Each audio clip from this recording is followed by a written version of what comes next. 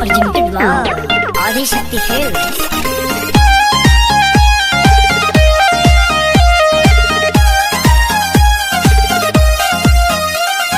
Best figure छेदता जिगर कोना माटी से गढ़ल तहार दहिया प्यारा मुखड़ा गोरी चांद के टुकड़ा गोरी तो से लागल बाटे हमार नहिया।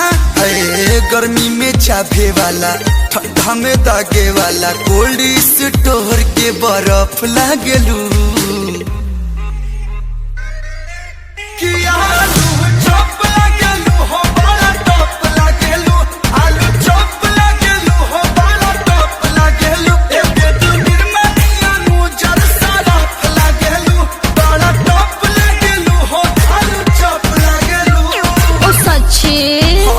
मेला बाबू मेला जान हम किरनी हमर परान मेला बच्चा कितना करोगे गुणगान।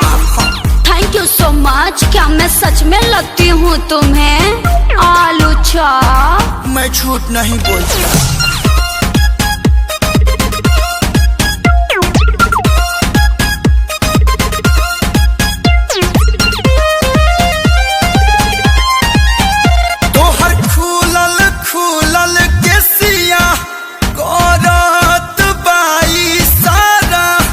एगो बात कहे के मन करे बाकी डरता दिलवा बेचारा उठावा से मधु चुएला झुमी झुमी बलिया गाली छुएला केहू जेता केला दाती अंगुरी काटेला हिट बारू तू तो न फलप लगलू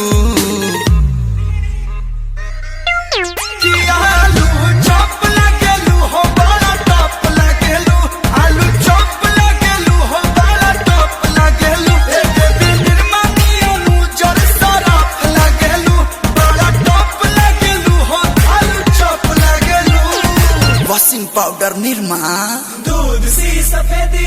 बेबी तू कितना स्वीट है मौसम भी कर रहा ट्वीट है आलू चॉप वाले गाने में करना हमको डुएट है। थैंक यू जान बड़ी अच्छे हो तुम दिल के बड़ी सच्चे हो तुम। एक बात तुम्हें बता दूं दिमाग से अभी कच्चे हो तुम। सच्ची का बुझला सब बुझाता।